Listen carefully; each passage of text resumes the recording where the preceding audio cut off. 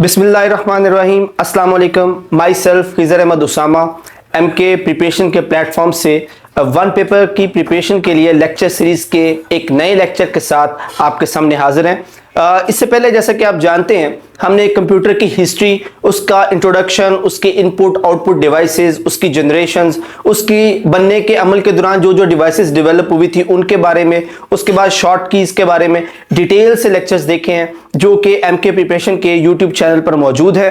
अगर आपने अभी तक हमारा चैनल सब्सक्राइब नहीं किया तो अभी सब्सक्राइब करें, बेल आइकन को क्लिक करें ताकि आपको लेटेस्ट इंफॉर्मेटिव वीडियोस मिलती रहें। तो स्टार्ट करते हैं आज का लेक्चर।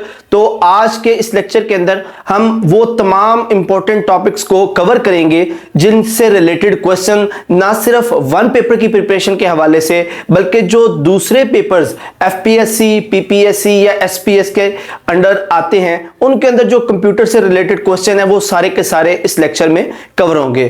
तो स्टार्ट करते हैं। सबसे पहले हम देख लेते हैं कि हम इस लेक्चर के अंदर कौन कौन से पॉइंट्स हैं जिनको डिस्कस करेंगे। उसके अंदर जो पहली जो चीज है वो हम माइक्रोसॉफ्ट ऑफिस और उसके जितनी भी एप्लीकेशंस हैं उनको डिस्कस करेंगे और उसके बाद उसके Microsoft Word, Excel, PowerPoint, उनके अंदर जो टैब्स और ऑप्शंस अवेलेबल हैं, उनकी फंक्शनैलिटी क्या होती है, उनके नाम क्या हैं, वो सारे डिस्कस करेंगे। इसी तरह हम जो फाइल्स हमारे पास सेव होती हैं उनका डिफॉल्ट नेम क्या होता है और उनकी एक्सटेंशंस क्या होती हैं, इससे रिलेटेड भी काफ़ी दफ़ा MCQs रिपीट हुए हैं। और इसके साथ साथ कंप्यूटर की जो प्रोग्राम लैंग्वेजेस हैं वो कितनी हैं और जनरेशन वाइज उसको कैसे डिवाइड किया गया है, उनकी एग्जांपल्स क्या हैं, वो सारी देखेंगे। और फिर उसके बाद हम जो विंडोज़ ऑपरेटिंग सिस्टम है उसकी इवैल्यूएशन का प्रोसेस देखेंगे कि किस तरह विंडोज़ पहले ऑपरेटिंग सिस्टम से चलकर जो आज लेटेस्ट ऑपरेटिंग सिस्टम है उस पर आई है। उसके बाद हम जो फेमस ई-कॉमर्स प्लेटफॉर्म है, ये भी एक बहुत इंपॉर्टेंट टॉपिक है एग्जाम प्रिपरेशन के हवाले से, उसको देखेंगे। और उसके बाद कंप्यूटर के मेमोरी यूनिट्स, जो टेक्निकल यूनिट्स हैं, इनसे रिलेटेड MCQ ऑलमोस्ट हर पेपर में इंक्लूड होता है, उसको डिटेल से देखेंगे। और उसके बाद जो फेमस एब्रीवेशंस हैं, इनसे रिलेटेड भी एक या दो MCQs लाजमी पेपर का हिस्सा होते हैं। तो होपफुली जब ये लेक्चर कंप्लीट होगा तो आपके नॉलेज के हिसाब से और पेपर के लिहाज से काफ़ी सारे जो MCQs हैं वो क्लियर हो जाएंगे। तो स्टार्ट करते हैं। सबसे पहले माइक्रोसॉफ्ट ऑफिस के बारे में। माइक्रोसॉफ्ट ऑफिस असल में एक टूल है, एक यूटिलिटी है, एक सूट है जिसके अंदर मुख्तलिफ किस्म की एप्लीकेशंस हैं जो एक ऑफिस की तमाम ज़रूरियात को पूरा करता है। इसकी एप्लीकेशंस की बात करें तो तीन इसकी मेजर एप्लीकेशंस हैं, माइक्रोसॉफ्ट वर्ड, पावर पॉइंट और एक्सेल, जो बहुत ही फेमस हैं और ऑलमोस्ट दुनिया के हर कोने में इस्तेमाल की जाती हैं। इसको माइक्रोसॉफ्ट कंपनी ने लॉन्च किया था 1988 में लॉस वेगस के अंदर। आपको पता है माइक्रोसॉफ्ट के बानी जो है वो बिल गेट्स हैं। इन्होंने फर्स्ट टाइम इसको इंट्रोड्यूस करवाया था 1988 के अंदर। और इसका जो पहला वर्जन था उसके अंदर सिर्फ 3 ऐप्स थी, माइक्रोसॉफ्ट वर्ड, एक्सेल और पावर पॉइंट। जो पहला वर्जन इसका लॉन्च हुआ था उसमें सिर्फ 3 ऐप्स थी और अब जो वर्जन आ रहे हैं उनमें 7 से लेकर 9 ऐप्स जो है वो इंक्लूड कर दी गई हैं। और इस वक्त जो लेटेस्ट वर्जन चल रहा है वो 2019 का अवेलेबल है, 2020 का अंडर द प्रोसेस है और एक्सपेक्टेड है कि इसी साल में ही शायद लॉन्च हो जाए। फर्दर प्रोसीड करते हैं। यहाँ पर आप माइक्रोसॉफ्ट ऑफिस के जो वर्जन्स हैं जो अब तक रिलीज हो चुके हैं उनके बारे में देख सकते हैं। 1995 और 1997 के दरमियान ऑफिस 95 था, फिर 97 और 99 के दरमियान ऑफिस 97 था और उसके बाद 1999-2001 तक जो ऑफिस 2000 चलता रहा है। उसके बाद 2001 और 3 के दरमियान ऑफिस XP, विंडो XP के साथ इंट्रोड्यूस करवाया गया था। फिर 2003 से 2007 तक ऑफिस 2003 चलता रहा है। 2007 से 2010 के दरमियान office 2007 first most popular office suit था 2007 वाला, जो बहुत ज़्यादा इस्तेमाल किया गया। उसके बाद 2010 और 2012 और 19 के दरमियान ये वाला ऑफिस, और इस वक्त लेटेस्ट जो वर्जन है वो 2019 वाला इस वक्त चल रहा है। जो अभी इसकी पॉपुलर एप्स हैं जो माइक्रोसॉफ्ट ऑफिस सूट के अंदर शामिल होती हैं वो वर्ड है, एक्सेल है, पावर पॉइंट, आउटलुक और उसके बाद वन नोट, पब्लिशर और एक्सेस। ये 7 ऐप्स हैं जो इस वक्त जो 2019 वाला ऑफिस है उसके अंदर इंक्लूड होती हैं। फर्दर मूव करते हैं तो हमारे पास उन एप्लीकेशन का एक छोटा सा ओवरव्यू है। हम देख लेते हैं कि इन एप्लीकेशन का मेजर काम क्या है। सबसे पहले बात करते हैं सबसे पॉपुलर ऐप की, जो कि माइक्रोसॉफ्ट वर्ड है। माइक्रोसॉफ्ट वर्ड का बेसिक काम डॉक्यूमेंट बनाना, उसको एडिट करना, उसकी फॉर्मेटिंग करना है। टेक्स्ट डॉक्यूमेंट से रिलेटेड तमाम तरह के ऑप्शन और फैसिलिटीज हमें माइक्रोसॉफ्ट वर्ड में मिल जाती हैं। उसके बाद माइक्रोसॉफ्ट एक्सेल है। माइक्रोसॉफ्ट एक्सेल एक बड़ी हैंडी एप्लीकेशन है जो कॉम्प्लेक्स और चाहे सिंपल डाटा न्यूमेरिकल वैल्यूज वाला उनको हैंडल करने के लिए इस्तेमाल होता है। वैरायटी ऑफ ऑप्शंस है, आगे हम देखेंगे कि वो किस तरह हमें हेल्प आउट करते हैं। उसके बाद माइक्रोसॉफ्ट पावर पॉइंट है। माइक्रोसॉफ्ट पावर पॉइंट अपने तौर पर एक अकेला और इकलौता अपनी नौयत का सॉफ्टवेयर है जो इस वक्त अवेलेबल है, जो प्रेजेंटेशंस बनाने के लिए इस्तेमाल होता है। और इसके साथ का सॉफ्टवेयर अभी तक कोई भी इतना सॉफ्टवेयर पॉपुलर नहीं हो सका जितना माइक्रोसॉफ्ट पावर पॉइंट है। ये हर तरह की बेसिक से लेकर प्रोफेशनल लेवल तक की प्रेजेंटेशंस बनाने में मदद देता है। उसके बाद माइक्रोसॉफ्ट आउटलुक है। मोबाइल की तरह ये आपके ईमेल कॉन्टैक्ट्स को हैंडल करता है, आपकी इनकमिंग आउटगोइंग ईमेल्स को हैंडल करता है और उन तक क्विक एक्सेस देता है। उसके बाद नेक्स्ट जो हमारे पास इसकी टूल है माइक्रोसॉफ्ट एक्सेस है, जो डेटाबेस मैनेजमेंट के तौर पर काम करता है। इस तरह माइक्रोसॉफ्ट पब्लिशर है जो एप्लीकेशंस को क्रिएट और उनको पब्लिश करता है और साथ में उसकी मार्केटिंग का मटेरियल भी उसके अंदर अवेलेबल होता है। और लास्ट में माइक्रोसॉफ्ट वन नोट है। ये इसको अगर हम सिंपल लैंग्वेज में कहें तो ये एक्चुअल में जो फिजिकल पेपर है उसकी रिप्लेसमेंट है। जस्ट एज जिस तरह आप एक आम पेपर की डायरी के ऊपर चीजें नोट करते हैं, ये बिल्कुल उसी की ही रिप्लेसमेंट है और बहुत हैंडी टूल है। फर्दर हम मूव करते हैं तो हमारे पास सबसे पहले माइक्रोसॉफ्ट ऑफिस का एक फेस यहां पर अवेलेबल है। हम देखते हैं कि इसमें क्या क्या चीजें हो सकती हैं। इनमें से जो ऑप्शन यहां पर विजिबल है, काफी दफा इनमें से एमसीक्यू आया। स्टार्ट देखते हैं टॉप से, तो ये हमारे पास ये जो नाम यहां पर नजर आ रहे हैं ये क्विक एक्सेस टूल बार इसको कहते हैं। और उसके बाद ये जो एक एक ऑप्शंस के लिए टैब्स ओपन होती हैं और यहाँ टॉप पर जो डॉक्यूमेंट का नाम है उसको टाइटल बार कहते हैं। और इसी तरह ये सारा एरिया, ये वाला सारा एरिया, इनको रिबन डिस्प्ले कहते हैं, ये रिबन्स कहलाते हैं। इसी तरह यहां पर आप देख सकते हैं हर एक ग्रुप का नाम मेंशन होता है कि हर एक जो आइकॉन का ग्रुप है वो एक डिफरेंट किस्म का फंक्शन ऑपरेट करवाता है। आगे हम one by one in tabs को देखेंगे भी। इसके साथ साथ हमारे पास इस साइड पर वर्टिकल रूलर आ जाता है, ऊपर वाली साइड पर हमारे पास हॉरिजॉन्टल रूलर है। इस तरह नीचे वाली साइड पर स्टेटस बार है जो डॉक्यूमेंट के बारे में इंफॉर्मेशन देता है कि उसमें कितने वर्ड्स हैं, वो सेव कहां कहां पर हो रहा है और कब कब हो रहा है। उसके बाद ये जो दरमियान में वाइट पेपर हमें नजर आ रहा है, वाइट एरिया नजर आ रहा है, ये वर्किंग एरिया है। यहां पर हम डॉक्यूमेंट को टाइप करते हैं। इसी तरह जो नीचे ये वाला जो एरिया है ये स्क्रॉल करने के लिए और दूसरे प्रेजेंटेशन या उसकी व्यू के ऑप्शंस के तौर पर इस्तेमाल होता है। अब आगे चलते हैं और माइक्रोसॉफ्ट ऑफिस की जो मेजर टैब्स हैं वो देखेंगे। इस स्लाइड को जरा गौर से देखिए, गौर से समझिएगा, क्योंकि माइक्रोसॉफ्ट ऑफिस की जितनी भी एप्लीकेशंस हैं जैसे वर्ड, एक्सेल और पावर पॉइंट, उनमें ये 3-4 टैब्स जो हैं वो बिल्कुल सिमिलर हैं। इनके ऑप्शन ऑलमोस्ट एक जैसे हैं। तो अगर आप एक को अच्छी तरह से समझ लेंगे तो आपके लिए बाकियों को समझना निहायत आसान होगा। तो स्टार्ट करते हैं। सबसे पहले हमारे पास जो पहली टैब आती है उसको हम होम टैब कहते हैं। और एक टैब के अंदर जो जो ऑप्शन अवेलेबल होते हैं वो ग्रुप की सूरत में होते हैं और हर ग्रुप का नाम उसके नीचे लिखा होता है। जैसे यहां पर ये पहला ग्रुप है जिसको उन्होंने नाम दिया हुआ ये क्लिपबोर्ड है, जो आपका कॉपी पेस्ट के तमाम ऑप्शंस को डील करता है। इसी तरह ये जो सेकंड ग्रुप है हमारे पास, इसका नाम है फाउंट, यानी कि आप जो कुछ भी यहां पर लिखेंगे फाउंट रिलेटेड तमाम जो एडिट के ऑप्शन है वो यहां पर अवेलेबल होंगे। जैसे फाउंट स्टाइल है, फाउंट का साइज है, bold, italic, underline, subscript, superscript, strike through, उनके कलर्स, उनका साइज बड़ा छोटा करना, फाउंट से रिलेटेड तमाम ऑप्शंस आपको यहां पर मिल जाएंगे। और उसके बाद ये जो अगला सेक्शन है ये पैराग्राफ से रिलेटेड है। आपकी पैराग्राफ की अलाइनमेंट, उसकी नंबरिंग, उसकी इंडेंटेशन, वो सारी चीजें यहां पर आपको अवेलेबल होंगी। नेक्स्ट आपके पास जो टेबल है जो ग्रुप है वो स्टाइल्स का है। आप जो पैराग्राफ टाइप करते हैं, आप उनमें से किसको फर्स्ट हेडिंग बनाना चाहते हैं, किसको सेकंड हेडिंग बनाना चाहते हैं, थर्ड हेडिंग बनाना चाहते हैं, वो सारी चीजें यहां पर अवेलेबल होंगी।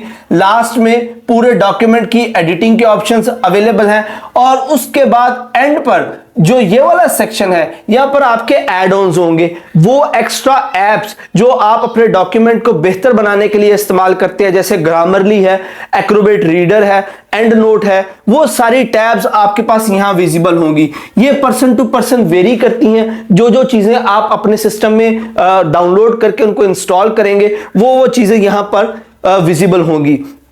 उसके बाद होम टैब के बाद सेकंड जो टैब आती है वो इंसर्ट की है। जैसे नाम से जाहिर हो रहा है कि कोई भी चीज आप डॉक्यूमेंट के अंदर इंसर्ट करना चाहते हैं, वो टेबल है, वो क्लिप आर्ट है, वो स्मार्ट आर्ट है, वो कोई शेप है, कोई साइकिल है, समथिंग जो भी आप उसमें ऐड करना चाहते हैं, वो सारे ऑप्शंस आपको इंसर्ट टैब में मिलेंगे। अगर हम पहली जगह पे चलें तो पहला जो इसका ग्रुप है वो पेजेस का है, जिसमें आप cover page, blank page, pages के दरमियान गैप जो है वो ऐड कर सकते हैं। उसके बाद सेकंड जो ग्रुप है वो टेबल का है। यहां पर आप अपनी मर्जी से टेबल ऐड कर सकते हैं, उसके कॉलम, उसकी रोज, उसके सेल की हाइट, उसका कलर, उसका जो बाउंड्री है, वो सारी चीजें आपको यहां पर मिलेंगी। और उसके बाद जो नेक्स्ट हमारे पास ग्रुप है वो इलिस्ट्रेशन का है कि आप किसी भी तरह की पिक्चर या शेप ऐड करना चाह रहे हैं, कोई प्री डिटरमिन्ड मॉड्यूल्स जो इसके अंदर ऑलरेडी प्री इंस्टॉल्ड है, वो स्मार्ट आर्ट या चार्ट्स हैं, वो ऐड करना चाह रहे हैं, कोई स्क्रीनशॉट ऐड करना चाह रहे हैं, वो सारी चीजें आपको यहां मिलेंगी। जो नेक्स्ट इसका ग्रुप है वो एड-इन्स का है। जैसे मैंने आगे आपको बताया कि आप जो भी एड-इन्स, कोई सेपरेट आपकी स्पोर्टिव टूल्स आपने ऐड किए हैं, जैसे मैंने कुछ नाम लिए थे, एक्रोबेट रीडर की भी आती हैं, ग्रामरली की आती हैं, और इसी तरह आउटलुक की जो टैब्स आती हैं, वो सारी की सारी यहां पर आपको विजिबल होंगी। उसके बाद अगर आप डॉक्यूमेंट में कोई मीडिया ऐड करना चाह रहे हैं ऑनलाइन, तो उसके ऑप्शंस यहां अवेलेबल होंगे। हाइपरलिंक, बुकमार्क का आगे बॉक्सेस हैं। हाइपरलिंक और बुकमार्क्स को हम पीछे बड़ी डिटेल से पढ़ चुके हुए हैं। उसके बाद उसके अंदर जो कमेंट्स आप ऐड करना चाह रहे हैं, आप डॉक्यूमेंट किसी के साथ शेयर करते हैं और वो उसको प्रूफ रीड करके कोई कमेंट देता है, वो आपको यहां पर नजर आएंगे। और उसके बाद हेडर और फुटर, पेज नंबर का ऑप्शन है कि आप पेज की टॉप और बॉटम पर कोई नाम, कोई नंबरिंग, कोई फाउंट या कुछ भी उस पर लगाना चाह रहे हैं, उसके ऑप्शंस यहां पर अवेलेबल होंगे। और उसके बाद जो टूल्स अवेलेबल हैं वो टेक्स्ट रिलेटेड टूल्स हैं। ये सारी वो टूल्स हैं जो आपके टेक्स्ट की फॉर्मेटिंग करती हैं। जैसे आप इसमें कोई डिजाइनिंग वाले वर्ड्स ऐड करना चाह रहे हैं, वो आपको वर्ड आर्ट में मिल जाएंगे। कोई ऐसा टेक्स्ट बॉक्स ऐड करना चाह रहे हैं जिसको आप मूव करवा सकें, उसका ऑप्शन यहां पर मिल जाएगा। डेट, टाइम, सिग्नेचर, ऑब्जेक्ट, ये सारी चीजें यहां पर आपको मिल जाएंगी। और उसके बाद जो लास्ट में आपको टैब नजर आएगा वो स्पेशल सिंबल्स का है, जिससे आप मैथमेटिकल या केमिस्ट्री या फिजिक्स की जो टेक्निकल इक्वेशंस हैं, स्पेशल कैरेक्टर्स हैं, स्पेशल सिंबल्स हैं, वो सारे के सारे यहां से ऐड किए जा सकते हैं। इंसर्ट टैब के बाद नेक्स्ट जो टैब हमारे पास आती है वो डिजाइन की है। आप अपने डॉक्यूमेंट को डिजाइन भी कर सकते हैं, जिसमें प्री डिटरमिन्ड काफी सारी थीम्स जो है वो दी हुई हैं। वो आप किसी न्यूज़पेपर की तर्ज पे उसको बनाना चाह रहे हैं, किसी मैगजीन के तर्ज पे उसको बनाना चाह रहे हैं, वो आपके डिफरेंट स्टाइल ऑलरेडी काफी सारे हैं। और ये टॉप डाउन लिस्ट से आप देख सकते हैं, यहां पर काफी सारे ऑप्शंस अवेलेबल हैं। उसके बाद फर्दर मूव करें तो हमारे पास अगेन स्टाइलिंग के कुछ ऑप्शंस हैं। आप अपने पैराग्राफ को कलर कर सकते हैं, उसकी फॉर्मेटिंग कर सकते हैं, उस पूरे पैराग्राफ को कोई शैडो, कोई इफेक्ट देना चाहते हैं वो यहां पर लग सकता है। और लास्ट में आप अपने डॉक्यूमेंट को सिक्योर करने के लिए कोई वाटरमार्क ऐड करना चाह रहे हैं, पेज का बॉर्डर लगाना चाह रहे हैं, उसके ऑप्शंस आपको यहां मिल जाएंगे। नेक्स्ट जो हमारे पास टैब है वो पेज लेआउट की है। अच्छा स्टूडेंट्स, यहां पे हमने सिर्फ 4 टैब्स को डिस्कस किया है, क्योंकि जो फर्दर टैब्स हैं वो प्रोफेशनल लेवल की टैब्स हैं जो अमूमन एमसीक्यूज टाइप पेपर में पूछी नहीं जाती, तो इसलिए हम सिर्फ पेज लेआउट तक रहेंगे, आगे फर्दर जो है वो नहीं देखेंगे। पेज लेआउट में जितने भी ऑप्शंस हैं वो पेज से रिलेटेड है। पेज की ओरिएंटेशन, उसका साइज, उसके मार्जिन, वो सारी चीजें आपको यहां पर नजर आ जाएंगी। जैसे पेज सेटअप के अंदर कुछ चीजें हैं, इसी तरह आप पेज की जो स्पेसिंग देना चाह रहे हैं, इंडेंटेशन करना चाह रहे हैं, पैराग्राफ को कहां पे लोकेट करवाना चाह रहे हैं, और सिमिलर उसके अंदर अगर आपको पिक्चर्स ऐड करते हैं तो उसकी अलाइनमेंट, उसकी रैपिंग, वो सारी चीजें आपको यहां पर मिल जाएंगी।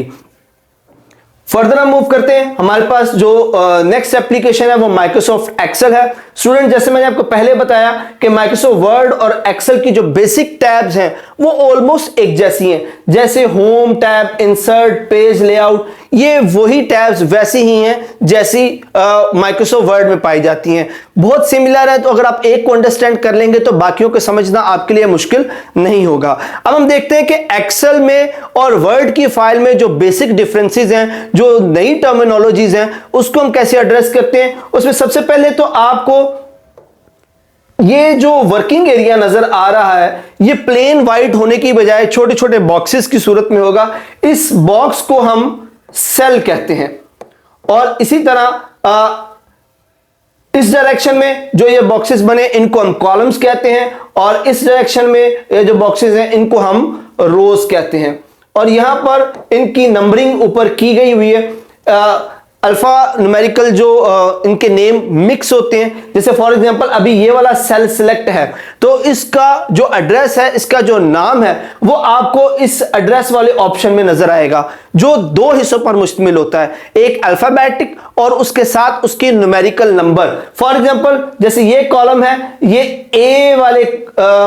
इस ए वाले कॉलम के अंदर इसकी जो रो है वो पहली है। इस तरह फर्ज करें अगर हम इस सेल की बात करें तो ये सी वाले कॉलम के अंदर 11th वाला जो रो है वो है, तो इसका नाम होगा C11। सिमिलर आप जिस भी सेल पे क्लिक करेंगे उसका एड्रेस जो है वो यहां पर शो हो जाएगा। सेकंड जो डिफरेंट चीज हमें नजर आती है वो ये वाली टैब है। ये वाली जो प्लेस है इसको हम फॉर्मूला बार कहते हैं। यहां पर हम इन सेल्स के अंदर जो भी फॉर्मुलेशन करेंगे, फॉर्मूलाज लगाएंगे, वो यहां पर आपको विजिबल होंगे। लास्ट में अगर आप नीचे हैं तो यहां पर अगर आप देखें तो आपको शीट्स के नंबर नजर आ जाएंगे। स्टूडेंट्स, हम इस पूरी फाइल को, एक्सेल की पूरी फाइल को वर्क बुक कहते हैं, और एक वर्क बुक के अंदर एक से ज्यादा शीट्स हो सकती हैं। ये एक जो शीट है इसको हम वर्क शीट कहते हैं, वर्क शीट। और इन सारी शीट्स को जब कंबाइन हम इस पूरी फाइल को लेकर चलते हैं तो वो वर्क बुक कहलाती है।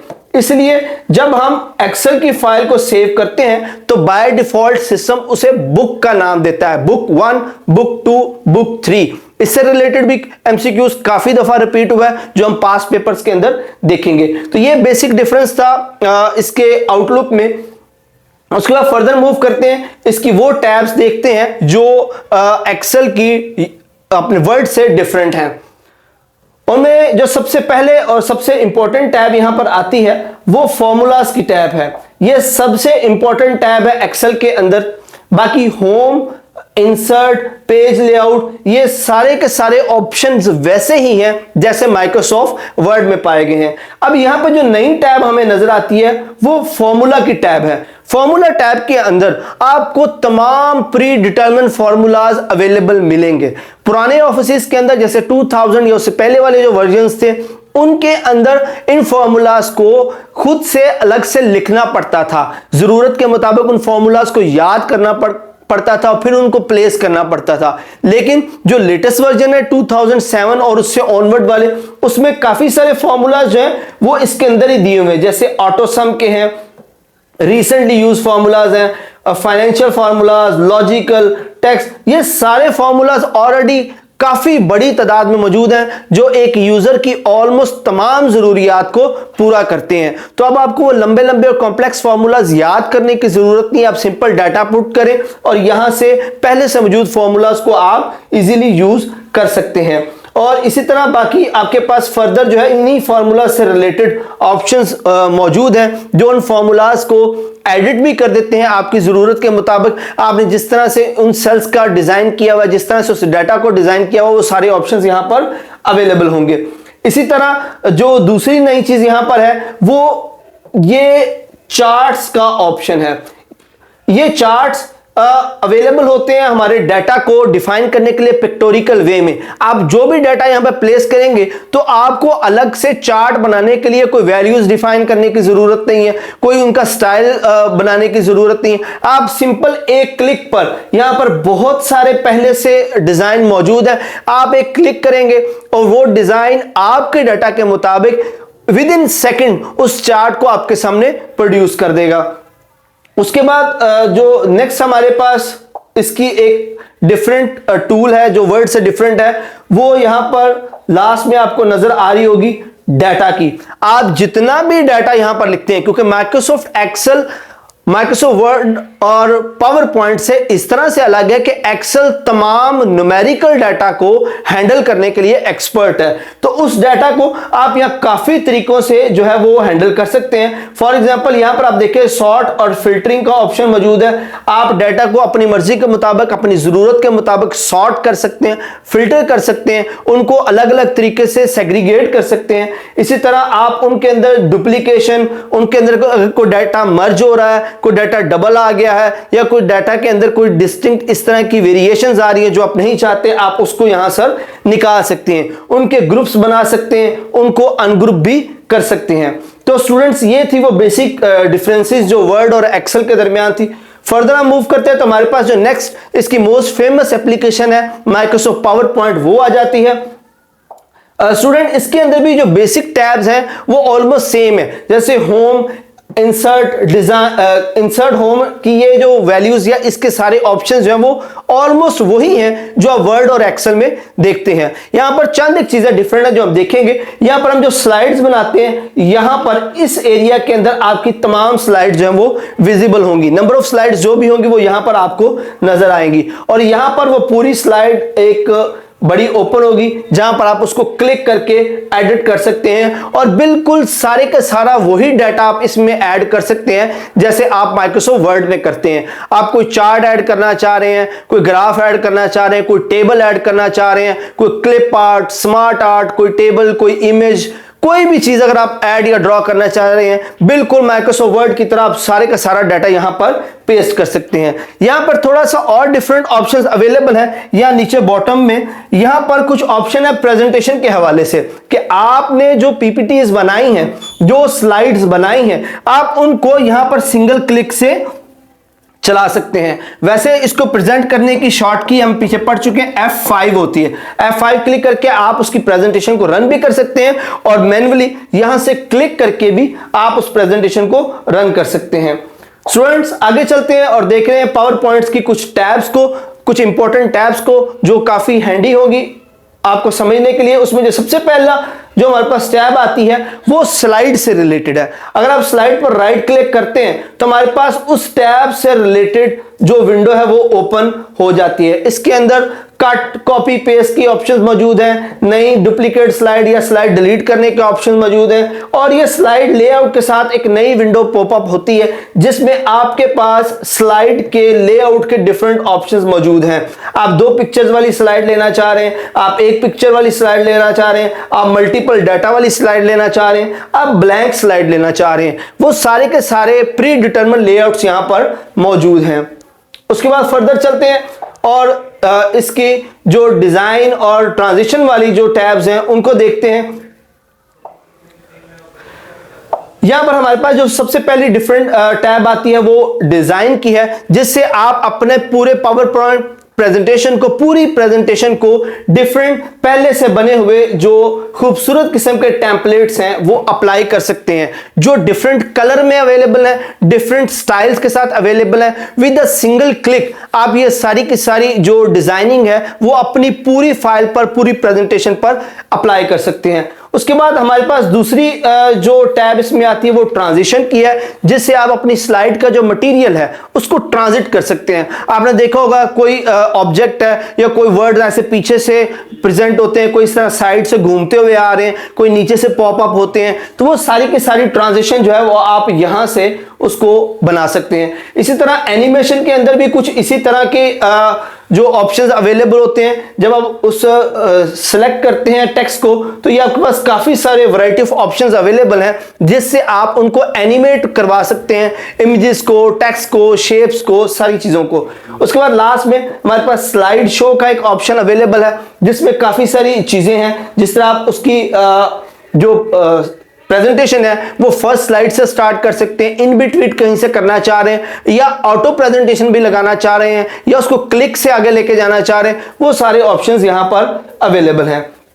स्टूडेंट्स ये वो बेसिक इंफॉर्मेशन थी जो इन 3 मोस्ट फेमस जो एप्स हैं उनके हवाले से आपको काफी हैंडी रहेगी। फर्दर हम देखते हैं जी कि इन्हीं एप्स के अंदर जब हम को फाइल को सेव करते हैं, ये बहुत इंपॉर्टेंट इंफॉर्मेशन है, ऑलमोस्ट हर पेपर में इससे रिलेटेड एक आधा एमसीक्यूज लाजमी आया हुआ था कि जब हम डिफॉल्ट फाइल सेव करते हैं तो ऑटोमेटिकली जो हमारे पास माइक्रोसॉफ्ट वर्ड की एप्लीकेशंस हैं वो किस एक्सटेंशन में या किस नाम के साथ उस फाइल को सेव करती हैं। फॉर एग्जाम्पल यहां पर देखिए माइक्रोसॉफ्ट वर्ड जो है, अगर आप कोई नाम इसकी फाइल को नहीं देते तो वर्ड ऑटोमेटिकली जो टेम्पलेट यूज करता है वो डॉक्यूमेंट 1 या डॉक 1, ये 2 नाम है जिनके जरिए, 2 तरीके हैं जिनके जरिए वो फाइल को ऑटोमेटिकली सेव कर लेता है। अगर आप उसको रीनेम नहीं करते तो पहली फाइल को वो डॉक्यूमेंट 1 या डॉक 1 कहेगा, दूसरी फाइल को इसी तरह डॉक्यूमेंट 2 डॉक 2 कहेगा और इसी तरह नंबरिंग को वो ऐड करता चला जाएगा। इस तरह माइक्रोसॉफ्ट पावर पॉइंट के अंदर जब आप प्रेजेंटेशन को सेव करते हैं तो बाय डिफॉल्ट उसका नाम प्रेजेंटेशन 1 होता है और सिमिलर 2 3 हो जाता है अगर आप उसका नाम चेंज ना करना चाहें। एक्सेल में जब आप काम करते हैं, जैसे मैंने पहले मेंशन किया, वो हमारी वर्क बुक होती है, तो एक्सेल उसको बाय डिफॉल्ट बुक 1 के नाम से सेव करता है। अब बहुत सारी फाइल्स के अंदर अगर आपको सेग्रीगेट करना हो कि कौन सी फाइल वर्ड की है, कौन सी एक्सेल की, कौन सी पावर पॉइंट की है, तो उसके अंदर हमारे पास उसकी एक्सटेंशंस अवेलेबल हैं जो उसकी पहचान करवाती हैं। जैसे जितने भी हम वर्ड की फाइल बनाएंगे, चाहे जो मर्जी उसका नाम रख दें, उसके लास्ट में ये एक्सटेंशन होगी .docx डॉक्स के नाम से। इसी तरह पावर पॉइंट की जितनी भी फाइल्स होंगे उसके लास्ट में .pptx लिखा होगा जो बताती है कि ये पावर पॉइंट की फाइल है। इस तरह एक्सेल की जो फाइल है उसके लास्ट में XLSX लिखा होगा। कुछ जो फाइल टाइप्स हैं एक्सेल की उनमें CSVB लिखा होता है, लेकिन बाय डिफॉल्ट जो इसका फॉर्मेट और बाय डिफॉल्ट उसकी जो एक्सटेंशन है वो XLSX है, जिससे आप पहचान सकते हैं कि कौन सी फाइल किस एप्लीकेशन की है। स्टूडेंट्स अब हम आते हैं कंप्यूटर की प्रोग्राम लैंग्वेजेस के हवाले से। वैसे तो ये एक बहुत बड़ा फील्ड है, बहुत कॉम्प्लिकेटेड और बहुत इंफॉर्मेटिव फील्ड है, लेकिन यहां पर हमने सिर्फ उन चीजों को एड्रेस किया है जो एमसीक्यूज में पूछी जा सकती हैं, जिन पर क्वेश्चंस बनते हैं और आते भी हैं। तो कंप्यूटर प्रोग्राम लैंग्वेजेस को हम 2 ग्रुप्स में डिवाइड करते हैं, लो लेवल प्रोग्राम लैंग्वेजेस और high level program languages. Low level program languages में फर्स्ट और सेकंड जनरेशन की लैंग्वेजेस आती हैं। फर्स्ट और सेकंड जनरेशन के जो कंप्यूटर्स हैं उनकी जो लैंग्वेजेस है वो लो लेवल प्रोग्राम लैंग्वेजेस हैं, जबकि 3rd, 4th और 5th जनरेशन के जो कंप्यूटर्स हैं वो हाई लेवल प्रोग्राम लैंग्वेजेस के साथ ऑपरेट होते हैं। उनकी चंद एक एग्जांपल्स यहां पर नीचे प्रोवाइड की गई हैं। जैसे फर्स्ट जनरेशन की जो लैंग्वेज है उसको मशीन लैंग्वेज कहते हैं, जो बाइनरी कोडिंग के जरिए चलती थी 0 और 1 के नंबर के साथ। इसको हम बेसिक मशीन लैंग्वेज कहते हैं। इस तरह सेकंड जनरेशन की जो लैंग्वेज है उसका जो बेसिक नाम वो असेंबली लैंग्वेज है। इसके अंदर सिर्फ डिजिट्स यूज किए जाते थे, जबकि जो असेंबली लैंग्वेज थी इसके अंदर हम मुख्तलिफ सिंबल्स को यूज करके नंबर ऑफ कैरेक्टर्स को बढ़ाया गया था। जो अमेरिकन स्टैंडर्ड कोड्स हैं इंफॉर्मेशन एक्सचेंज के लिए वो इसके बाद ड्राइव किए गए थे, जिसमें अल्फा न्यूमेरिक कीज के साथ साथ अल्फा न्यूमेरिक वर्ड्स के साथ साथ सिंबल्स भी यूज किए थे डिफरेंट कैरेक्टर्स को रिप्रेजेंट करने के लिए। उसके बाद थर्ड जनरेशन की लैंग्वेज आ जाती है। ये कॉम्प्लिकेटेड लैंग्वेजेस हैं जो ग्राफिक्स या एनिमेशन और इस तरह की चीजों के लिए भी इस्तेमाल होती हैं, जिसकी एग्जांपल जो है C++, जावा, जावास्क्रिप्ट, ये मोस्ट फेमस लैंग्वेजेस हैं, सबसे ज्यादा यूज हुई हैं। उसके बाद अगर हम फोर्थ जनरेशन की लैंग्वेज की तरफ जाएं तो ये उसकी कुछ एग्जांपल्स लिखी हुई हैं, जैसे SQL, FoxPro, focus, ColdFusion, progress, 4GL, Oracle reports और मार्क 4। ये वो सारी 4th जनरेशन की लैंग्वेजेस हैं। 5th जनरेशन की लैंग्वेजेस की जो अगर हम बात करें तो उसमें OPS 5 और मर्क्यूरी जैसी जो लैंग्वेजेस है वो शामिल होती हैं। ओके स्टूडेंट, फर्दर हम मूव करते हैं। हमारे पास जो माइक्रोसॉफ्ट कि विंडोज एक ऑपरेटिंग सॉफ्टवेयर, उसकी एवेल्युएशन का यहां पर हम नजर डालेंगे कि किस तरह ये विंडो अपने फर्स्ट फेज से इवॉल्व होती होती आज की विंडो तक आई है। उसकी टाइमलाइन हमारे सामने 1 बाय 1 देखते हैं। जो पहली विंडोज थी उसको MS DOS के नाम से जाना जाता था, Microsoft disk operating system. Basically ये डिस्क होती थी, जैसे हमने हिस्ट्री ऑफ कंप्यूटर में देखा था ऑसबॉर्न 1, यूनिवैक 1 और जो IBM के फर्स्ट जनरेशन के कंप्यूटर्स हैं उनके अंदर ये ऑपरेटिंग सिस्टम इंट्रोड्यूस करवाया गया था। ये एक डिस्क में होता था और उस डिस्क को हम कंप्यूटर में इंसर्ट करके उसको ऑपरेट करवाते थे। इसमें जो ज्यादातर इंस्ट्रक्शंस होती थी वो टेक्स्ट की फॉर्म में होती थी, हम उनको कमांड्स देते थे टेक्स्ट की फॉर्म में और कंप्यूटर उसके अकॉर्डिंग जो वो परफॉर्म करता था। बहुत ही बेसिक सा इसका प्रीफेस था, सिर्फ वर्डिंग ब्लैक इसका बैकग्राउंड था और आगे व्हाइट की सी वर्डिंग्स होती थी और उन्हीं वर्डिंग्स के हिसाब से हम उसको चलाते थे। उसके बाद 1982 से 1985 तक विंडोज का अपग्रेडेड वर्जन विंडोज 1.0 वो लॉन्च किया गया। फिर 2.0 से लेकर 2.11 तक 1987 से लेकर 1990 तक आते रहे हैं। उसके बाद विंडोज 3.0 और उसको विंडोज NT भी हम कहते हैं, ये 1990 से 1994 तक आई है। ये वो पहली विंडो थी जिसको फर्स्ट ग्राफिकल विंडो थी जिसमें इमेजेस को इंट्रोड्यूस करवाया गया, कलर्स को इंट्रोड्यूस करवाया गया। उसके बाद 1995 से 1998 तक विंडोज 95 जो है वो इंट्रोड्यूस करवाएगी। ये वो दौर था जब इंटरनेट इंट्रोड्यूस हो चुका हुआ था। तो ये वाली जो विंडोज थी ये इंटरनेट सपोर्टेड थी, but as compare to today इनकी स्पीड काफी स्लो थी, बट ये इंटरनेट को सपोर्ट करती थी। उसके बाद 1998 से लेकर 2000 तक विंडोज 98 और 2000 जो वो इंट्रोड्यूस करवाई गई और ये पहली विंडो थी जिसमें कुछ प्ले करने के लिए कुछ गेम्स और काम के हवाले से वर्क के लिहाज से कुछ एप्लीकेशंस को इंट्रोड्यूस करवाया गया था। उसके बाद 2001 से लेकर 2005 तक हमारे पास विंडोज XP आती है। ये पहली 64 बिट ऑपरेटिंग सिस्टम था। इससे पहले हमारे पास ये जितने भी ऑपरेटिंग सिस्टम थे ये सारे के सारे 32 बिट्स पर ऑपरेट होते थे। तो विंडोज XP वो पहली विंडो थी जो 64 बिट ऑपरेटिंग सिस्टम था। उसके बाद फर्दर मूव करते हैं हमारे पास, तो 2006 और 2008 के दरमियान हमारे पास विंडोज विस्टा आती थी। ये पहली विंडो थी जिसमें सिक्योरिटी फीचर्स ऐड किए गए थे। बाकी विंडोज में बड़ा बेसिक सा सिक्योरिटी फंक्शंस होते थे, लेकिन ये पहली विंडो विस्टा थी जिसमें यूजर सिक्योरिटी के हवाले से भी चीजें ऐड थी, क्योंकि नेटवर्क के साथ ये विंडोज कनेक्ट होना शुरू हो गई थी तो नेटवर्क की सिक्योरिटी के लिहाज से भी चीजें ऐड थी। क्योंकि वायरसेस जो है वो इन्वेंट हो चुके हुए थे, वायरसेस डिस्कवर हो चुके हुए थे, वायरसेस अटैक भी करना शुरू हो गए थे, तो इसलिए जरूरत थी उस वक्त की कि ऑपरेटिंग सिस्टम को सिक्योर किया जाए। तो इस कड़ी की इस चेन की जो पहली कड़ी है वो विंडो विस्टा है जो सिक्योरिटी फीचर्स के साथ इंट्रोड्यूस करवाएगी। फिर 2009 में विंडोज 7 आती है और ये पहली विंडो है जो टच स्क्रीन सपोर्टेड थी, क्योंकि इस दौर में हमारे पास टच स्क्रीन का जो टेक्नोलॉजी थी वो इंट्रोड्यूस हो चुकी थी और बहुत पॉपुलर भी थी बिकॉज बहुत हैंडी होती है।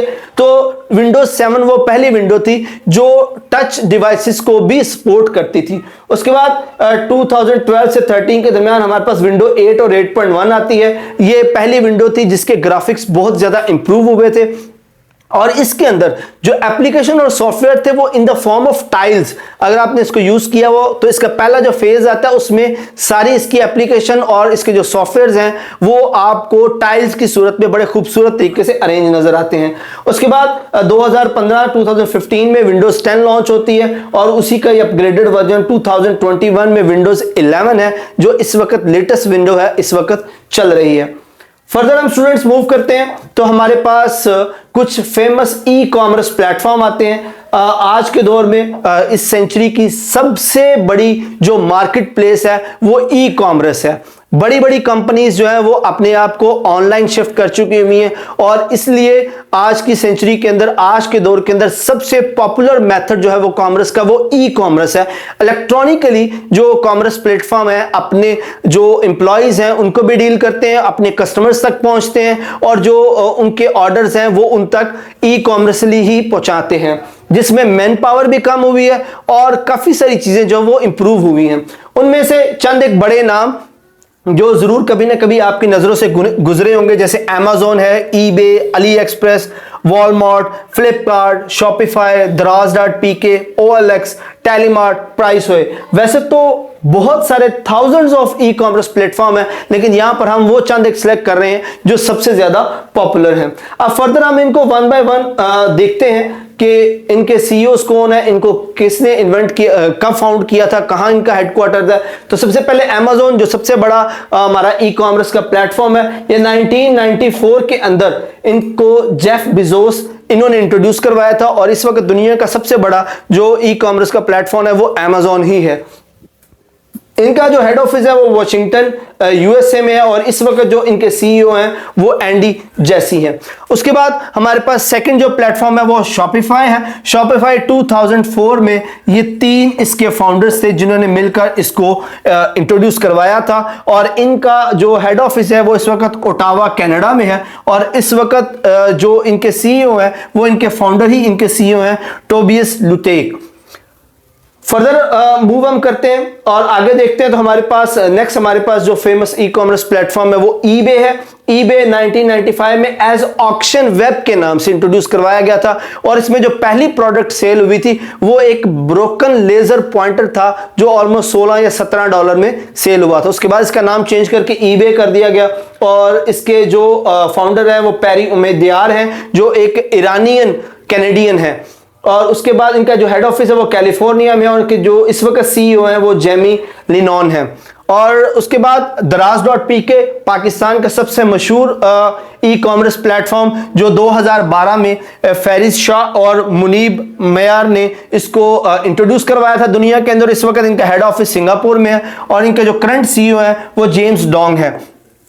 फर्दर हम मूव करते हैं तो हमारे पास दूसरा बड़ा प्लेटफॉर्म जो पाकिस्तान के अंदर भी बहुत पॉपुलर है वो अली एक्सप्रेस है। अली एक्सप्रेस 2010 में इंट्रोड्यूस करवाया गया था अली बाबा ग्रुप की तरफ से। अली बाबा अगेन इटसेल्फ एक बहुत बड़ा ई कॉमर्स प्लेटफॉर्म है और उन्हीं की ही एक सब प्रोडक्ट या उन्हीं का ही सब चैनल एक अली एक्सप्रेस भी है और इसका हेड ऑफिस चाइना में और इनके इस वक्त जो सीईओ हैं वो एडी योंगमिंग वू है। उसके बाद OLX अगेन पाकिस्तान का बहुत बड़ा सेलिंग परचेजिंग सेकंड हैंड चीज़ों की सेलिंग परचेजिंग का बहुत बड़ा प्लेटफॉर्म है और ये 2006 में प्रोसेस नाम की कंपनी ने इसको इंट्रोड्यूस करवाया था और वो अभी प्रोसेस ही इसको ऑन करती है और इसका हेड ऑफिस एम्स्टरडैम में है और इस वक्त इनके जो सीईओ हैं वो लीडिया पैटरसन है। फर्दर हम मूव करते हैं तो हमारे पास वॉलमार्ट है।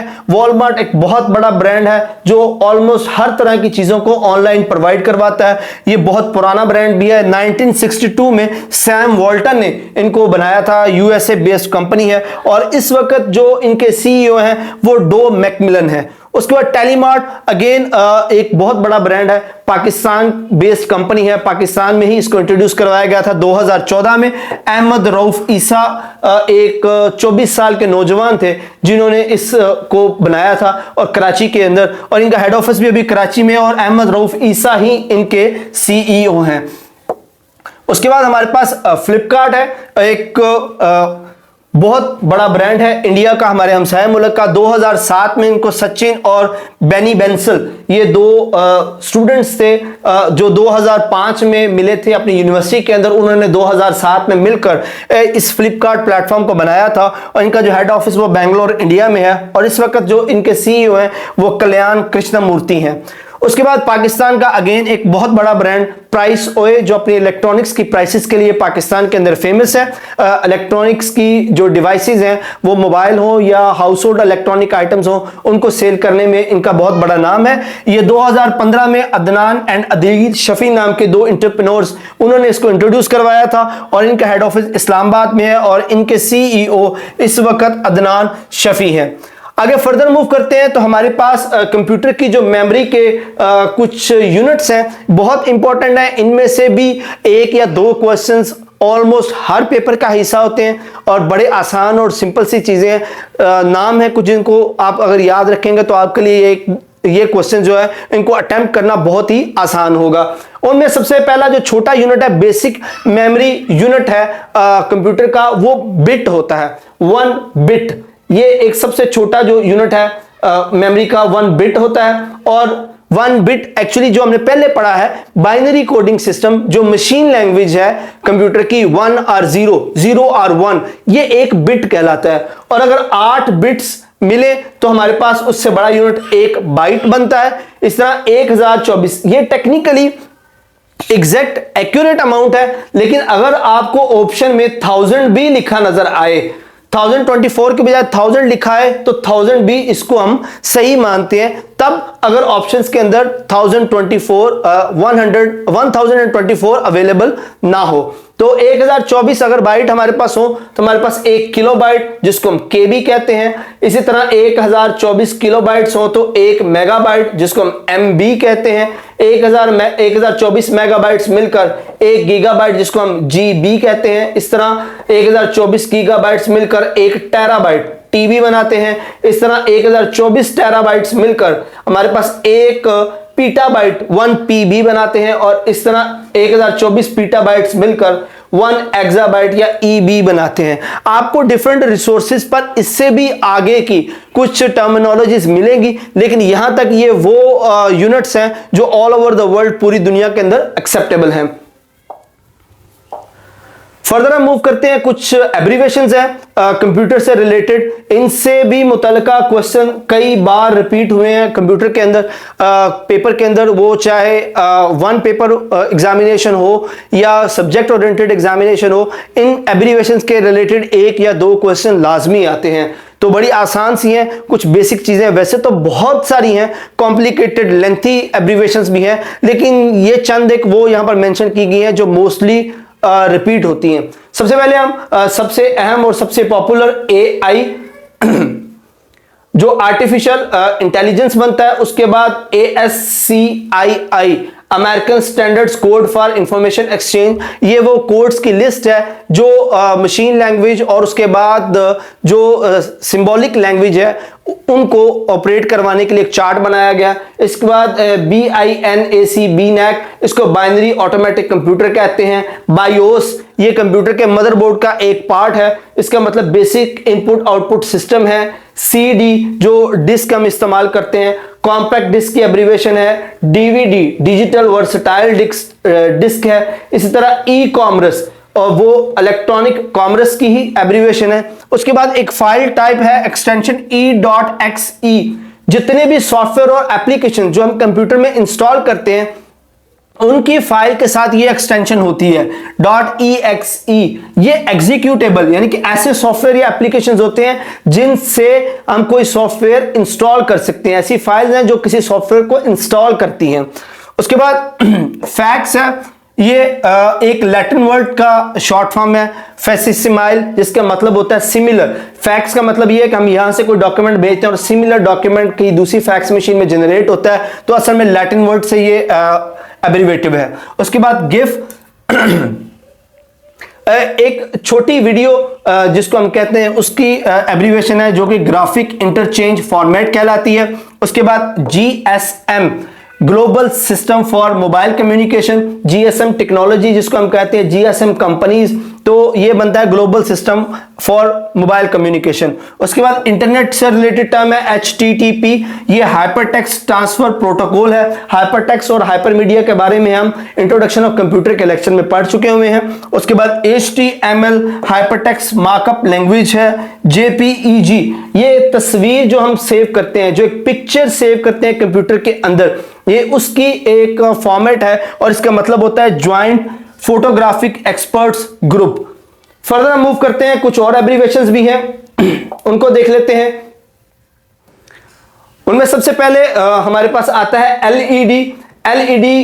एब्रीवेशन है लाइट एमिटिंग डायोड का, जो हमारे पास घरों में भी LEDs होती हैं, असल में उनके अंदर डायोड्स ही होते हैं। इस तरह एक और एब्रीवेशन इससे रिलेटेड होता है LCD, इसको हम कहते हैं liquid crystal display.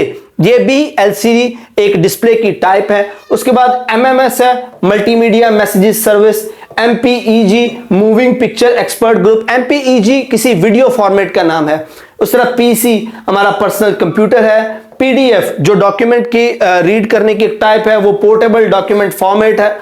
Ping packet internet grouper है। उसके बाद रैम जो इसकी मेमोरी का एक टूल है कंप्यूटर का, रैंडम एक्सेस मेमोरी है। फर्दर हम देखते हैं तो हमारे पास रोम है, रीड ओनली मेमोरी, ये कंप्यूटर की परमानेंट मेमोरी है। उसके बाद RIP, अमूमन इसको रेस्ट इन पीस भी कहा जाता है मीम्स वगैरह में, बट कंप्यूटर की लैंग्वेज में अगर बात करें तो ये राउटिंग इंफॉर्मेशन प्रोटोकॉल है।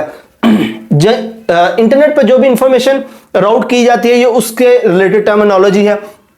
उसके बाद सिम, जो मोबाइल में सिम इस्तेमाल की जाती हैं, सब्सक्राइबर आइडेंटिफिकेशन मॉड्यूल, उसके बाद टीसीपी, ये भी इंटरनेट से रिलेटेड टर्मिनोलॉजी है, ट्रांसमिशन कंट्रोल प्रोटोकॉल, उसके बाद TCP IP, transmission control protocol, internet protocol, उसके बाद यूआरएल, ये भी हमने डिस्कस किया था, uniform resource locator, USB, universal serial bus, ये जो एक्सटर्नल स्टोरेज डिवाइसेस है उनको अटैच करने का एक तरीका है। फर्दर हम मूव करते हैं तो हमारे पास कुछ और एब्रीविएशंस यहां पर मौजूद हैं, जिनमें से हमारे पास पहली जो एब्रीविएशन है वो VGA है। VGA एक्सटर्नल जो हमारे पास डिवाइसेस, आउटपुट डिवाइसेस है, उनको लगाने के लिए इस्तेमाल होती है, जैसे कि प्रिंटर है या कैमरा वगैरह है, तो वो VGA केबल के साथ अटैच होती हैं, जो वीडियो ग्राफिक एरे के नाम से बनती एरे तरतीब को कहते हैं। तो VGA का प्लग इतना बड़ा होता है, उसमें 20 से 25 पिन जो है वो तरतीब से लगी होती हैं। उसके बाद दूसरा जो लेटेस्ट हमारे पास एक्सटर्नल वीडियो को एक्सटर्नल सोर्स के साथ लगाने का तरीकाकार है वो HDMI है, जिसको हाई डेफिनेशन मीडिया इंटरफेस कहते हैं। उसके बाद वाईफाई वायरलेस फिडिलिटी है, जहां पर इंटरनेट के सिग्नल्स जो है वो मौजूद हों। और उसके बाद WLAN, WLAN, जिसको हम वायरलेस लोकल एरिया नेटवर्क कहते हैं।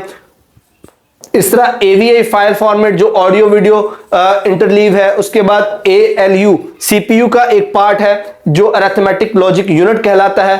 DSL जो हमारे घरों में इंटरनेट आता है, डिजिटल सब्सक्राइबर लाइन है। उसके बाद फर्दर हमारे पास HDD जो हार्ड डिस्क ड्राइव है, जो कंप्यूटर की परमानेंट मेमोरी होती है। उसके बाद MP3 जो हमारे पास ऑडियो पर फाइल होता है। ये MPEG जो मोशन पिक्चर एक्सपोर्ट ग्रुप है, उनकी थर्ड लेयर की शॉर्ट फॉर्म है। ये थर्ड लेयर ऑडियो जो हमारे पास फाइल्स होती है उनसे रिलेटेड है। उसके बाद हमारे पास MS है, ये माइक्रोसॉफ्ट की शॉर्ट फॉर्म है। और इसी तरह हमारे पास OS ऑपरेटिंग सिस्टम की जो शॉर्ट फॉर्म है। और RGB, या RGB केबल्स जो पहले इस्तेमाल होती थी कंप्यूटर के साथ या टीवी के साथ, अक्सर वीडियो गेम्स या VCR वगैरह को अटैच करने के लिए, वो 3 कलर की केबल्स होती थी, रेड, ग्रीन और ब्लू। उसी बेस पर इनको RGB केबल्स भी कहा जाता है। तो स्टूडेंट्स, ये थे वो कुछ अहम इंपॉर्टेंट टॉपिक्स जो अक्सर वन पेपर प्रिपरेशन या कंप्यूटर से रिलेटेड जो भी पेपर्स हैं उनमें अक्सर MCQs इनमें से पूछे जाते हैं। होपफुली ये जितने भी हमारे पास MCQs बनते हैं कंप्यूटर रिलेटेड, वो सारे इस लेक्चर सीरीज में इंशाल्लाह पूरे हो गए हुए हैं, एड्रेस हो गए हुए हैं। उम्मीद है आपका नॉलेज में इनसे इजाफा होगा, आपकी काफ़ी जो कॉन्सेप्ट हैं वो भी क्लियर होंगे। अगले लेक्चर तक के लिए इजाज़त दीजिए। नेक्स्ट लेक्चर्स में हम जो प्रीवियस हमारे पेपर्स हैं, पास पेपर हैं 2021 से लेकर 2024 तक, जो मुख्तलिफ रिक्रूटमेंट सीट की रिक्रूटमेंट्स के लिए आते रहे, उनको डिस्कस करेंगे। तो हमारे साथ जुड़े रहिएगा और MK प्रिपरेशन के चैनल को सब्सक्राइब करें ताकि आपको हर वीडियो बर वक्त मिलती रहे। नेक्स्ट लेक्चर तक के लिए इजाज़त दीजिए। अल्लाह हाफिज़।